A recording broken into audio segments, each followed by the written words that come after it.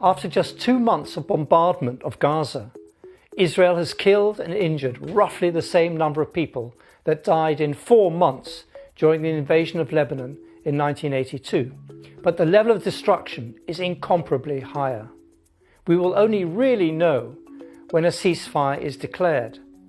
But already, according to military analysts, northern Gaza, where 68% of the buildings have been destroyed, compares with the Allied bombing of Hamburg, Cologne and Dresden.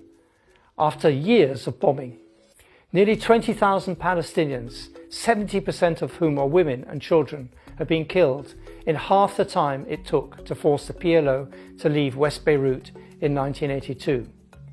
And yet still, Israel's bloodlust has not been sated for the Hamas attack on the 7th of October. Expressing the popular mood, you have television correspondents wishing that 100,000 Palestinians should have been killed. Daniela Weiss, the head of the Israeli settler movement, said that Gaza should be erased so that settlers could see the sea.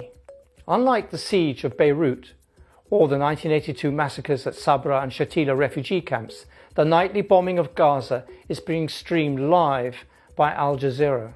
Millions of Arabs cannot tear themselves away from witnessing the scenes of horror in real time.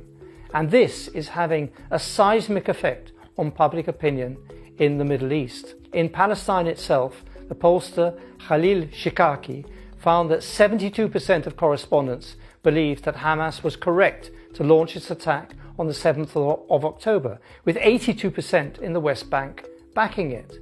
At the same time, support for the Palestinian Authority has plummeted accordingly.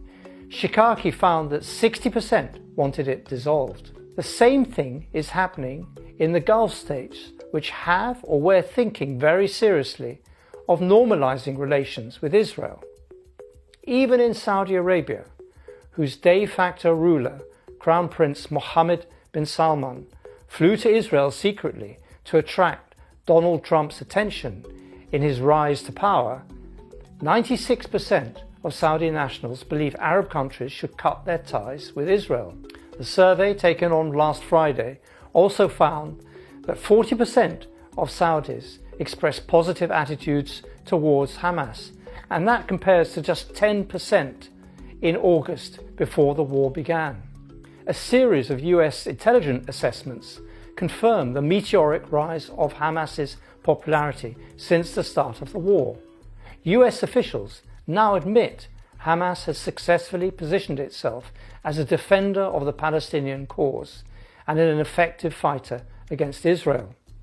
So whereas Israel and its military establishment think of victory in terms of the number of Palestinians it has killed and the number of homes it has destroyed, Hamas is vastly increasing its field of influence. This is bad news for anyone who thinks they can impose the PA as a temporary ruler of a destroyed Gaza, and that includes most governments of the Western world. But it's even worse news for this Israeli government, or any future one. The destruction of Gaza is laying the foundations for another 50 years of war.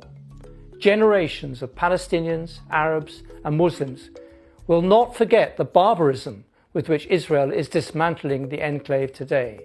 Gaza, which is one big refugee camp, is becoming sacred turf. This war has been an astonishing miscalculation for Israel. As well as being a moral and legal disaster, it's a military one as well. It's given the resistance a popularity and status in the Arab world unheard of for many decades. Mitot Hamas, which in Hebrew is collapse Hamas, is the slogan and aim of the Israeli war camp.